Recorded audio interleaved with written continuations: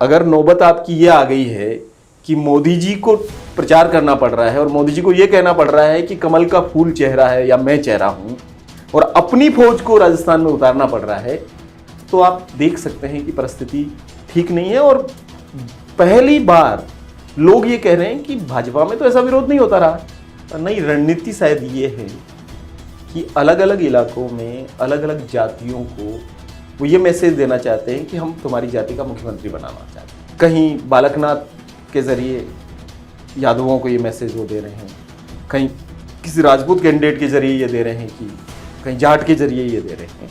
अब जो 24 सीटें हैं, मुझे तो लगता है कि अगली लिस्टों में और सांसद भी विधायक के चुनाव की तरफ जाने वाले हैं। एक चेहरा छुपाने के लिए या एक चेहरे को साइडलाइन करने के लिए इनको 10-20 चेहरे अपने उतारने पड़ेंगे और उनके जरिए अलग अलग इलाकों में वो। पर मुझे लगता है कि अगर आम जन सब चीज़ें समझता है कि आप कितने लोगों को मुख्यमंत्री बनाएंगे, तो जहाँ जहाँ लोगों ने चुनाव लड़ा और उनका काट करके सांसदों को टिकट दिया, उनका सबका एक्सपर जो आया है रिपोस्ट, वो पोस्ट ये आया है, हमने बहुत ईमानदारी से मेहनत की थी। तो ये जो अपनी ईमानदारी से मेहनत को जो बता रहे हैं, ये चुप बैठने वाले नहीं हैं। उनके घरों पे हजारों लोग जुट रहे हैं, लोग रो रहे हैं जिनका टिकट कटा है। लेकिन जैसे जैसे जाति जनगणना का मसला आगे जा रहा है, वैसे वैसे हिंदुत्व की पूरी राजनीति जो है वो कहीं नीचे जा रही है। अच्छा। और क्योंकि भाजपा को ये भरोसा रहा है राजस्थान में कि आप कितना विकास कर लो, कुछ भी कर लो, हम अंत में कम्युनल पोलराइजेशन पे ले जाएंगे चीज़ों को। लेकिन मुझे लगता है कि जाति जनगणना का जो सवाल है, ये मास्टर स्ट्रोक हो सकता है, उस दिशा में चीज़ें बढ़ रही है। और ख़ास तौर पे ओबीसी, जो कि भाजपा का एक बड़ा आधार है आज की तारीख में, उसको लगने लग गया है कि हमारी संख्या तो कम से कम पता चले हमको, ताकि हम अपना सहभाग, भागीदारी, हिस्सेदारी की मांग कर सकते हैं। कांग्रेस ने जिस तरीके से जातिगत जनगणना में स्टैंड लिया है क्लियर कट, वो 2024 के चुनावों में भी गेम चेंजर हो सकता है। राजस्थान चुनाव में जैसे 7 आपने सांसदों को टिकट दे दिया, मैं लगातार वही सोच रहा हूं, अब इन 7 सांसदों को टिकट देने के बाद 2024 में आपको लोकसभा भी लड़ना है, तो उस समय क्या करेंगे? इन्हीं को फिर विधानसभा से इस्तीफा दिलवा के लोकसभा का चुनाव लड़वाएंगे? पर हालात एक सांसद की तो ऐसी हुई कि वो मंत्री थे, उनको डिमोट करके केवल सांसद रख दिया, अब उनको विधायक बना दिया। तो लोग कह रहे हैं क्या मतलब विधायक से जब हार जाएंगे तो क्या इनको पार्षद का टिकट देंगे? तो ये भी चर्चाएं चल रही कि भाई आप कितना नीचे ले जाओगे इंसान को। जहां रमेश बिधूड़ी आजकल प्रभारी बनाए गए, वहां के लोगों ने बीजेपी के ऑफिस के बाहर आकर के जम करके हंगामा काटा है और बैनर लेकर के आए हैं और उन्होंने कहा बाहरी भगाओ, देवली उनियारा बचाओ। नमस्कार।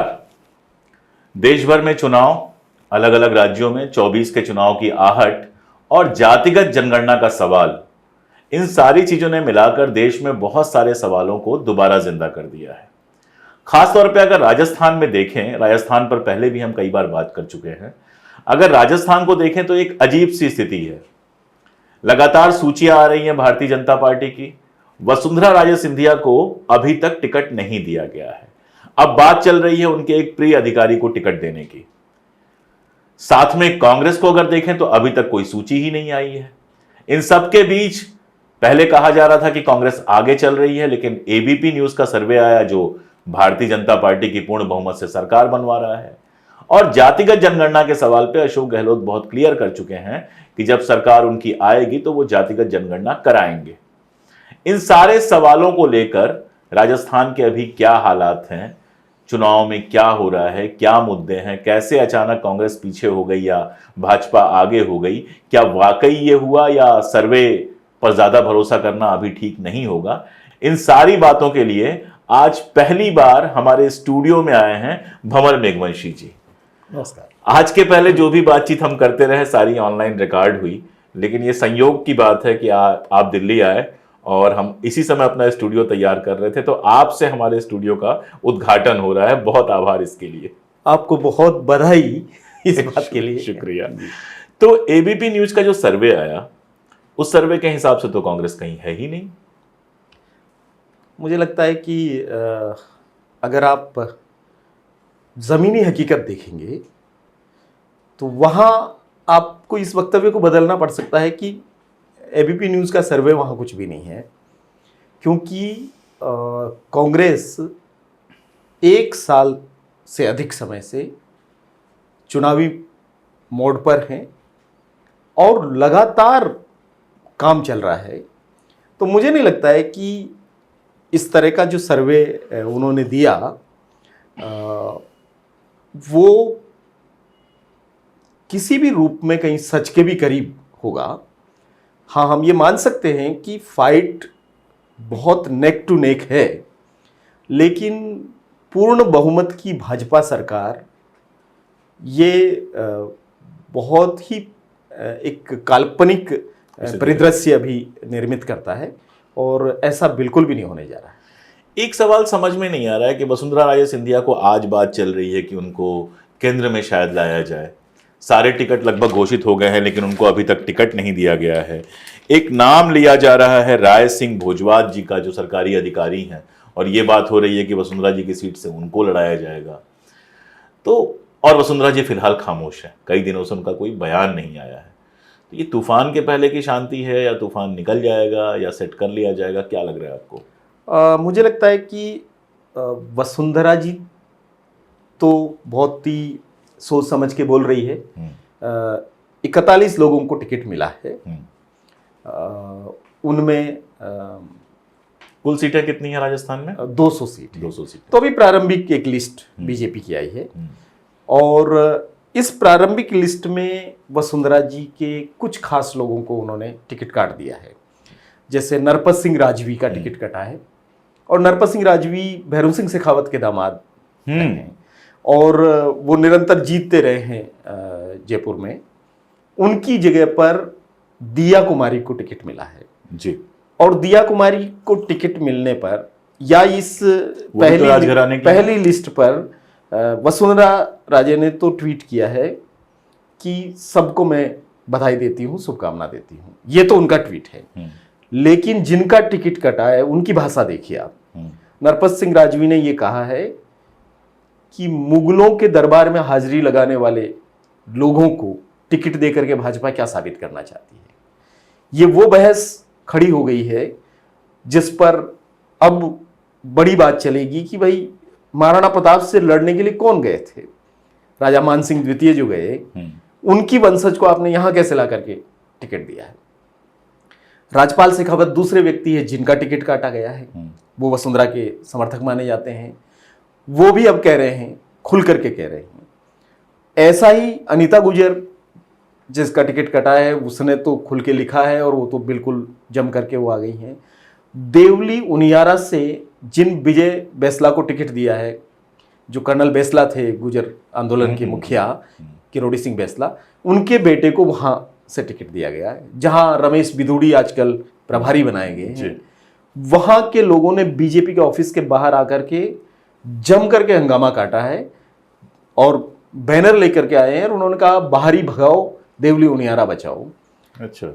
कालूलाल गुजर उनके खास व्यक्ति थे, उनका टिकट काट करके बागी को दे दिया, उदयलाल भड़ाना को। तो इस पूरी लिस्ट में आप देखेंगे तो 7 तो सांसदों को आपने वहां उतार दिया है। अगर नौबत आपकी ये आ गई है कि मोदी जी को प्रचार करना पड़ रहा है और मोदी जी को ये कहना पड़ रहा है कि कमल का फूल चेहरा है या मैं चेहरा हूं, और अपनी फौज को राजस्थान में उतारना पड़ रहा है, तो आप देख सकते हैं कि परिस्थिति ठीक नहीं है। और पहली बार लोग ये कह रहे हैं कि भाजपा में तो ऐसा विरोध नहीं होता रहा। इवन मीडिया के लोग ये लिख रहे हैं कि कांग्रेस स्टाइल में विरोध हो रहा है। तो ये कहना है कि बहुत अच्छी स्थिति है, वो ठीक नहीं है। और वसुंधरा जी कमाल करेगी। अभी वो चुपचाप है, लेकिन वो चुप नहीं है। उनके लोगों ने बोलना शुरू कर दिया है, आम लोगों ने बोलना शुरू कर दिया है। और आपको बागियों को लाना पड़ रहा है, ऐसे लोग जिनकी वजह से आप पिछली बार हारे, ऐसे लोग जिन्होंने आपकी पार्टी का झंडा जलाया, आपकी पार्टी को हराया, उनको अगर आपको टिकट देना पड़ रहा है तो इसका मतलब बहुत कुछ अंदर चल रहा है। और वो जैसे जैसे लिस्टें आएगी, जैसा मध्य प्रदेश में जो एक तरह की भगदड़ मची, उस भगदड़ की शुरुआत राजस्थान में हो चुकी। अगर भारतीय जनता पार्टी के अगर देखें राजस्थान से 2 सबसे बड़े नेता तो शेखावत जी और उसके बाद वसुंधरा राजे सिंधिया जी। इस पर तो मुझे लगता है किसी को कोई विवाद नहीं होना चाहिए, दोनों लोग चीफ मिनिस्टर रहे हैं। एक तरफ वसुंधरा जी के पर काटे जा रहे हैं, दिख रहा है साफ साफ। दूसरी तरफ शेखावत जी के परिवार के जो है, आपने बताया कि उनका टिकट काटा गया, जिस पर उनकी आपने नाराजगी बताई। ऐसा तो नहीं लग रहा है कि जो लोग भी कभी मोदी जी के लिए चुनौती बन सकते थे, या जिनका अपना चेहरा हो सकता था, जिनके अपने नाम पे वोट मिल सकता था, उनको किनारे करने का कोई खेल चल रहा है? मुझे लगता है कि मोदी और शाह की इस रिजिम में जिस किस्म की राजनीति चल रही है, वो मुख्यमंत्री के नाम पर वहाँ पर सीईओ बिठा रहे हैं और प्रदेश, जैसे हरियाणा में किया। हाँ, प्रदेशों को यहाँ से चलाया जा रहा है। लेकिन वसुंधरा राजे वो नहीं कभी स्वीकार कर सकती, क्योंकि वो जनता की नेता भी हैं और प्रशासनिक रूप से भी बहुत मजबूत एक चेहरा है। तो वो ये संभव नहीं है कि आप दिल्ली से अधिकारियों के मार्फत, कंसल्टेंट के मार्फत वहाँ सरकार चलाएं। तो इस वजह से भी उनको बाहर करने का एक चीज़ चल रही है। और चुनौती तो मुझे लगता है कि इन दोनों को बिल्कुल ही स्वीकार नहीं है। हल्का भी कोई व्यक्ति उनको लगता है कि चुनौती बन सकता है, वो पूरी तरीके से उसको नष्ट करने की कोशिश करते हैं। और मुझे लगता है कि ये जो नष्ट करने की कोशिश है राजस्थान में, इनके पूरे पार्टी को ही नष्ट करने की दिशा में दोनों तरफ जो ईगो एक पहुंच गया जिस लेवल पे, वसुंधरा जी भी झुकने वाली नहीं है और मुझे लगता है कि दिल्ली भी झुकेगी नहीं। तो दोनों जब नहीं झुकेंगे तो भाजपा जरूर झुकेगी। और 7 सांसदों को टिकट देना राजस्थान जैसी जगह, मेरे ख्याल से 25 कुल सीटें हैं जी, और 2500 भाजपा के पास हैं शायद। हाँ, तो 25 में से 7 और अभी 40 ही घोषित किया हुआ है। आप बता रहे हैं कि अभी 1/4 से भी कम घोषित किया गया है, और उसमें आपने 1/4 से अधिक 1/3 लगभग सांसदों को टिकट दे दिया। तो अगर इस गणित से चलें तो हो सकता है आगे 25 में से 4-5 को और आप दे दें। तो ये क्या मजबूरी आ गई? मतलब सांसदों को टिकट देना, यही काम मध्य प्रदेश में भी किया गया, यही काम छत्तीसगढ़ में भी कर रहे हैं, राजस्थान में भी कर रहे हैं। तो क्या विनिंग कैंडिडेट इनके पास नहीं है विधानसभा में? नहीं, रणनीति शायद ये है कि अलग अलग इलाकों में अलग अलग जातियों को वो ये मैसेज देना चाहते हैं कि हम तुम्हारी जाति का मुख्यमंत्री बनाना चाहते हैं। तो कहीं बालकनाथ के जरिए यादवों को ये मैसेज वो दे रहे हैं, कहीं किसी राजपूत कैंडिडेट के जरिए ये दे रहे हैं, कि कहीं जाट के जरिए ये दे रहे हैं। तो 25 में से दरअसल 24 सीट इनके पास है। एक अलायंस की सीट थी हनुमान बेनीवाल, जो राष्ट्रीय लोकतांत्रिक पार्टी में थे, और उनको क्योंकि वो अलायंस से बाहर जा चुके हैं, तो अब जो 24 सीटें हैं, मुझे तो लगता है कि अगली लिस्टों में और सांसद भी विधायक के चुनाव की तरफ जाने वाले हैं। और एक चेहरा छुपाने के लिए या एक चेहरे को साइडलाइन करने के लिए इनको 10-20 चेहरे अपने उतारने पड़ेंगे और उनके जरिए अलग अलग इलाकों में वो। पर मुझे लगता है कि अगर आम जन सब चीज़ें समझता है कि आप कितने लोगों को मुख्यमंत्री बनाएंगे, हाँ, बिल्कुल, तो ये जो परिस्थिति है उसमें कोई, मुझे तो नहीं लगता है कि ये रणनीतिक रूप से भी कोई बहुत अच्छा फैसला रहने वाला है। एक संदेश ये भी तो जाता ही है कि आपके पास विनिंग कैंडिडेट नहीं है। या मान लीजिए कि जो बंदा साल भर से 2 साल से 4 साल से तैयारी कर रहा हो विधानसभा सीट की, और वहां पे लाके आप संसद बिठा दें, तो वो एक गुस्सा, एक असंतोष तो आता है, कहे ना कहे। वो तो आ रहा है। जैसे किशनगढ़ एक सीट पर मैं देख रहा था कि वहां जिस व्यक्ति ने पिछली बार चुनाव लड़ा और पूरे समय काम किया, वहां पर उन्होंने भागीरथ चौधरी सांसद को टिकट दे दिया। तो जहां जहां लोगों ने चुनाव लड़ा और उनका काट करके सांसदों को टिकट दिया, उनका सबका एक्स पर जो आया है रिपोस्ट, वो पोस्ट ये आया है, हमने बहुत ईमानदारी से मेहनत की थी जी। तो ये जो अपनी ईमानदारी से मेहनत को जो बता रहे हैं, ये चुप बैठने वाले नहीं है। उनके घरों पे हजारों लोग जुट रहे हैं, लोग रो रहे हैं जिनका टिकट कटा है। तो बड़े भावुक चीजें। यादव जी का आया था, मैंने देखा था, नाम मुझे नहीं याद है, कि वो भाषण दे रहे थे और रो रहे थे बाकायदा। टिकट कटा है अलवर जिले में मामन सिंह यादव, जो पूर्व विधायक रहे हैं जी, बिल्कुल। और वो कह रहे हैं कि अब जनता देगी मुझे टिकट। तो मुझे तो लगता है कि जो बात अशोक गहलोत जी ने कही थी कि इस बार जनता वर्सेज भारतीय जनता पार्टी के बीच चुनाव है, वो शुरू ही हो चुका है। अच्छा, राजस्थान जातियों में ज़बरदस्त बटा हुआ है। राजस्थान तो कहा जाता है, मैं तो ये जानता हूँ, यूपी, एमपी, बिहार, कम से कम उत्तर भारत को तो हम लोग जानते हैं, दक्षिण को भी जानते हैं, लेकिन छोड़ देते हैं। जातियों में ज़बरदस्त बटा हुआ है। और जिस तरह से जाति जनगणना का समर्थन किया पहले राहुल ने, दलित अध्यक्ष बनाया, और जिस तरह से उनका सम्मान अभी प्रदर्शित किया गया वो बड़ा मजेदार वीडियो था कि आते हैं वो सारे लोग, सोनिया जी, राहुल जी और पूरी पार्टी खड़ी हो जाती है, राहुल कुर्सी खींच के उनको बिठाते हैं और उसके तुरंत बाद अपने 4 मुख्यमंत्रियों को लेकर बैठे और उन्होंने घोषणा की कि हमने ये प्रस्ताव पास किया है कि जहां जहां हम सत्ता में आएंगे जाति जनगणना कराएंगे। अशोक गहलोत जी घोषणा कर ही चुके हैं, इसका कितना असर पड़ेगा वहां पर? देखिए, जातीय चेतना जो नॉर्थ में है और वो थोड़ी ज़्यादा पहले उत्तर प्रदेश और बिहार और बाकी राज्यों में दिखती रही, और राजस्थान कई बार ये दिखाता रहा है कि वो इस तरह की जातीय राजनीति में नहीं है। लेकिन मुझे लगता है कि जाति तो राजनीति में सदैव उपस्थित रही है हमेशा, और सामाजिक जीवन में राजस्थान में जाति भयंकर रूप से उपस्थित है। तो ये पहली बार है कि विभिन्न जातियां इस स्थिति में हैं कि जैसे पार्टियां गठबंधन करती है वैसे जातियां गठबंधन करने की पोजीशन में थी अभी महीने भर पहले तक।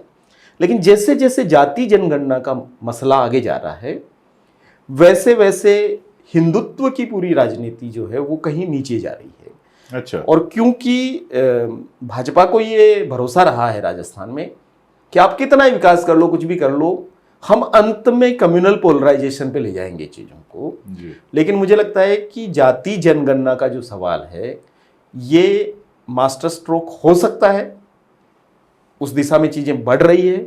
और ख़ास तौर पे ओबीसी जो कि भाजपा का एक बड़ा आधार है आज की तारीख में, उसको लगने लग गया है कि हमारी संख्या तो कम से कम पता चले हमको, ताकि हम अपना सहभाग, भागीदारी, हिस्सेदारी की मांग कर सकते हैं। तो ये जाति जनगणना काफी प्रभावित, इसका उलट भी तो होगा। कांग्रेस के पास हमेशा ऊंची जातियों का भी थोड़ा सा वोट रहा है, बड़ा हिस्सा उसका भारतीय जनता पार्टी के पास चला गया, लेकिन एक हिस्सा रहा है तो वो छटक भी तो सकता है। मुझे लगता है कि जितना छिटकना चाहिए छिटक चुका उतना छिटक चुका है। अब इससे ज्यादा नुकसान कांग्रेस का हो नहीं सकता कुछ भी, क्योंकि जो प्रतिबद्ध है वैचारिक लोग हैं वो लोग खुल करके इसका समर्थन कर रहे हैं। बिल्कुल। एक आध विधायक ने उससे ना इत्तेफाकी भी जाहिर की, रघु शर्मा ने, केकड़ी से जो विधायक हैं उन्होंने कहा भी, और कहते ही मुख्यमंत्री ने उस बात को साफ तौर पे कहा कि हमारे रायपुर अधिवेशन का ये एक सैद्धांतिक निर्णय है कांग्रेस का और इसमें इफ बट कुछ भी हो नहीं सकता है। और मुझे लगता है कि केवल राजस्थान विधानसभा की बात नहीं है, कांग्रेस ने जिस तरीके से जातिगत जनगणना में स्टैंड लिया है क्लियर कट, वो 2024 के चुनावों में भी गेम चेंजर हो सकता है। थोड़ा देर से लिया गया निर्णय, मुझे लगता है कि इस बात को 2 महीने 3 महीने पहले हो जाना चाहिए था, और जातिगत सर्वे शुरुआत हो जाती अगर तो वो और ज्यादा प्रभावी होता। इसी बीच में आप लोगों ने एक बेहद महत्वपूर्ण घोषणा पत्र जारी किया है, राजस्थान के अनुसूचित जाति वर्ग का जयपुर घोषणा पत्र 2023, और आप लोग इस तैयारी में हैं कि 2024 के चुनाव के लिए राष्ट्रीय स्तर पर एक घोषणा पत्र जारी करेंगे। इसमें क्या है? ऐसा तो नहीं कि ओबीसी जातियों की बात ज़्यादा हो रही है तो लगा कि नहीं अपने मुद्दे भी लेके आना चाहिए? नहीं, ऐसा नहीं है। मुझे लगता है कि ये हितों के टकराव का मामला नहीं है। ओबीसीज अपनी चेतना बनाएं, वो अपनी राजनीति बनाएं, हमें उससे कोई प्रॉब्लम नहीं है। आदिवासी अपनी बनाएं, माइनॉरिटी अपनी बनाएं, नोमैडिक लोग अपनी बनाएं। और चूंकि हम जन संगठनों के कामों में सदैव ही एक पीपल्स मैनिफेस्टो बनाते रहे हैं, लेकिन इस बार हमने केंद्रित किया है, खास तौर पे इस बात पर कंसंट्रेट किया कि जो दलित कम्युनिटी है उसका अपना एक घोषणा पत्र बने। और आप अगर ये देखेंगे तो ये कोई एक जगह बैठ करके लिखा गया डॉक्यूमेंट नहीं है, बल्कि 50 जिलों में 7000 किलोमीटर की 30 दिन की एक यात्रा के बाद 100 संवादों के बाद ये डॉक्यूमेंट निकल के आया। और फिर हमने एक बड़ा जनमंच करके पॉलिटिकल पार्टी की मैनिफेस्टो कमेटीज को बुलाया और उनके साथ बातचीत की, और वहीं हम नहीं रुक रहे हैं। अब हम बड़ी सभाओं के जरिए इस मैनिफेस्टो को लोगों के बीच फिर से ले जा रहे हैं कि आपने जो बनाया उसको इम्प्लीमेंट कराना है, तो हर विधानसभा में जो उम्मीदवार हैं उनके बीच में इसकी बात होनी चाहिए। तो मैनिफेस्टो बनने के बाद में हमने ऐसी भी जनसभाएं की जिसमें 15,000 20,000 लोग इकट्ठा हो रहे हैं। और अभी हम 8 अक्टूबर को नागपुर में बैठे हैं, क्योंकि ये जो राजस्थान में पूरा प्रोसेस चला और जिस ढंग से लोग तैयार हुए, बात हुई, ये पहली बार है कि चुनाव से ठीक पहले लोग जनतांत्रिक मुद्दों पर बात कर रहे हैं और बहुत लोकतांत्रिक बातचीत हुई। और केवल ये मांग पत्र नहीं है, इसमें ये चिंता भी जाहिर की गई कि अगर चुनाव के दरमियान हेट स्पीच चलेंगे तो हम उसके विरोध में खड़े होंगे, संविधान के संरक्षण के पक्ष में खड़े होंगे। तो ये मैनिफेस्टो निर्माण जो हुआ है, ये दरअसल बड़े पैमाने पे एक राजनीतिक शिक्षण का काम भी हुआ है। और जो कम्युनल फोर्सेज की तरफ लोग थोड़ा बहुत भी भटकाव कहीं दिख रहा था, वो कंसोलिडेट हो रहे हैं और वो सोच रहे हैं कि हमें क्या चीज़ करनी चाहिए। और चूंकि अब राष्ट्रीय स्तर पे इसका बहुत स्वागत हुआ है, हमें अलग अलग राज्यों से लोग कह रहे हैं कि हम अपने राज्यों में करना चाहते हैं और एक देशव्यापी भी करना चाहते हैं। तो मुझे लगता है कि जो राजस्थान के दलित संगठनों ने और समुदाय ने किया, ये प्रक्रिया प्रत्येक समुदाय को करनी चाहिए ताकि लोगों का लोकतंत्र में, संविधान में, राजनीतिक प्रक्रिया में एक भरोसा लौट के आए। क्योंकि केवल निर्वाचन की राजनीति में प्रचार प्रसार करना और वोट देना ही तो राजनीति नहीं है। बिल्कुल, ये भी जरूरी है कि हम इन चीजों को करें। राजस्थान चुनाव में जैसे 7 आपने सांसदों को टिकट दे दिया, मैं लगातार वही सोच रहा हूं, अब इन 7 सांसदों को टिकट देने के बाद 2024 में आपको लोकसभा भी लड़ना है, तो उस समय क्या करेंगे? इन्हीं को फिर विधानसभा से इस्तीफा दिलवा के लोकसभा का चुनाव लड़वाएंगे? लोग तो यही कह रहे हैं कि आप लोकसभा से विधानसभा में ला रहे हैं। मतलब हालात एक सांसद की तो ऐसी हुई कि वो मंत्री थे, उनको डिमोट करके केवल सांसद रख दिया, अब उनको विधायक बना दिया। तो लोग कह रहे हैं क्या मतलब विधायक से जब हार जाएंगे तो क्या इनको पार्षद का टिकट देंगे क्या? तो ये भी चर्चाएं चल रही कि भाई आप कितना नीचे ले जाओगे इंसान को। होता तो ये है कि लोग यूं जाते हैं, ये नीचे आ रहे हैं। तो इससे भी आप संकेत समझ सकते हैं कि चीजें नीचे की तरफ जा रही। लेकिन एक सवाल ये भी है कि कांग्रेस की अभी तक लिस्ट भी जारी नहीं हो पाई, ना मध्य प्रदेश में, ना छत्तीसगढ़ में, छोड़ देते हैं आपके राजस्थान में अभी तक लिस्ट भी जारी नहीं हो पाई। इसके पीछे क्या है? मुझे लगता है कि रणनीतिक रूप से सही कदम है ये। और अशोक गहलोत जैसे अनुभवी राजनेता से आप ये अपेक्षा रख सकते हैं, क्योंकि लिस्टों के आने के बाद में छोटा मोटा बगावत आपको हर पार्टी में दिखती है। कुछ ईमानदारी से मेहनत उधर भी लोगों ने की होगी, जिसका फल नहीं मिलेगा। बिल्कुल बिल्कुल। तो उससे बचने के लिए भी ये ज़रूरी है। और क्योंकि निरंतर काम इन लोगों का भी चल रहा है और कई सीटें हैं जहां ये आराम से, इस समय इनके पास 50-60 सीट ऐसी है जहां ये जारी कर सकते हैं और वहां विद्रोह की भी गुंजाइश नहीं है। बिल्कुल। बावजूद इसके भी इसलिए नहीं कर रहे हैं क्योंकि जिनको घोषणा करना है वो लोग लगे हुए हैं, वो तो प्रतिदिन काम कर ही रहे हैं। तो ऐसा तो है नहीं कि आज घोषित करने के बाद कल से कोई व्यक्ति कुछ नया हो जाएगा। इनफैक्ट कुछ ये भी हो जाता है कि जब आप किसी को उम्मीदवार घोषित कर देते हैं तो लोगों की अपेक्षाएं बढ़ जाती है। फाइनेंसेस जो बचा के रखे होते हैं वो पहले ही चूक जाते हैं। तो ये सब भी एक खतरे हैं। लेकिन बीजेपी में जो भगदड़ है, ऐसी भगदड़ कांग्रेस में मचने वाली नहीं है, क्योंकि इनके लगभग 3 लोगों के पैनल बन चुके हैं और अब वो फाइनल दिशा में जा रहा है। तो जैसा मुख्यमंत्री ने कहा भी है कि 18 अक्टूबर के आसपास पहली लिस्ट उनकी आएगी और उम्मीद है कि तब तक बीजेपी की दूसरी लिस्ट भी आ जाएगी, क्योंकि आगे रहने के चक्कर में वो कोशिश कर रहे हैं। लेकिन मेरा अनुभव अशोक जी ये भी है कि चुनाव में आगे पीछे कुछ नहीं होता है। दरअसल ये बिल्कुल नृत्य का ढोल बजने जैसा है कि जब ढोल बजता है और उस उमंग में जब आता है नृत्य आपके शरीर में, तभी लोग नाचते हैं। तो चुनाव में आप कितना ही पहले घोषित कर दो, कई पार्टियां हम ये भी देख रहे हैं 6 महीनों से घोषित करके बैठी है, तो उससे क्या फर्क पड़ गया? क्योंकि जब फार्म दाखिल होगा, खारिज होगा, अंततः आपको एक इलेक्शन का वो जो दिया जाएगा, चिन्ह दिया जाएगा, आप उसको लेकर के जब लोगों के बीच जाएंगे, लोग रूठते हैं, मान मनोहल होती है, मतलब वो जो शादी के सारे गीत गाए जाते हैं, वैसे चुनाव है। तो चुनाव का तो अपना एक उत्सव तभी बनता है जब शादी आप कभी भी तय कर लीजिए, लेकिन उत्सव तब बनेगा जब बारात निकलेगी, शुरुआत हो जी। 3 पार्टियां हैं वहां पे और बहुजन समाज पार्टी एक समय मजबूत रही है वहां पे, आम आदमी पार्टी काफी दावे कर रही है और बेनीवाल साहब की पार्टी तो है ही। ये शादी में मतलब इनका जो भंगड़ा होगा वो कितना व्यवधान पैदा करेगा, कितना माहौल बनाएगा? आम आदमी पार्टी का कोई बहुत ज़्यादा वजूद हम वहाँ नहीं देख रहे हैं। हो सकता है कि कुछ बागी या कुछ असंतुष्ट लोग जिनको कहीं कुछ नहीं मिलेगा, वो आम आदमी पार्टी का दामन थाम करके कुछ कुछ जगहों पर कुछ चीज़ कर सकते हैं, लेकिन बाकी 3 और पार्टियां हैं। और मैं कहता हूं कि अब 5 प्लेयर और भी हैं इनके अलावा। आदिवासी पार्टी जो बनी है जी, भारतीय आदिवासी पार्टी जी, नाम ही बाप बाप रखा है, ये आप है वो बाप है। जी, और राष्ट्रीय लोकतांत्रिक पार्टी हनुमान बेनीवाल जी, जी, उसका तो नाम लिया मैंने। बहुजन समाज पार्टी, हम्म, और हैदराबाद वाले ओवैसी अच्छा, जी की मीम जो MIM, हाँ, और थोड़ा सा चंद्रशेखर अच्छा, वाला जो आजाद समाज पार्टी, उसके साथ दलित यूथ है अलग अलग जगहों पे।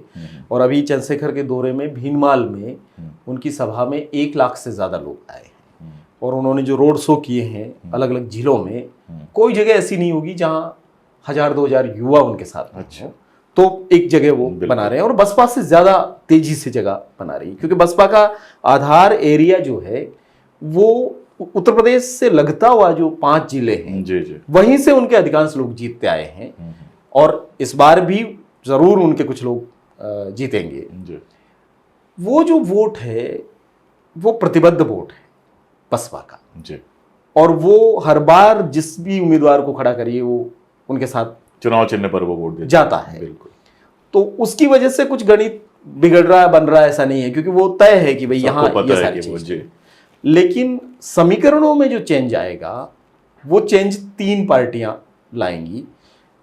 दक्षिणी राजस्थान में 17 जगहों पर भारतीय आदिवासी पार्टी ने ये कहा है कि हम चुनाव लड़ेंगे, जी, और भारतीय आदिवासी पार्टी का चुनाव लड़ना निश्चित रूप से सर्वाधिक नुकसान कांग्रेस को पहुंचाने वाला है। बिल्कुल, ओवैसी का चुनाव लड़ना कांग्रेस को नुकसान पहुंचाने वाला है।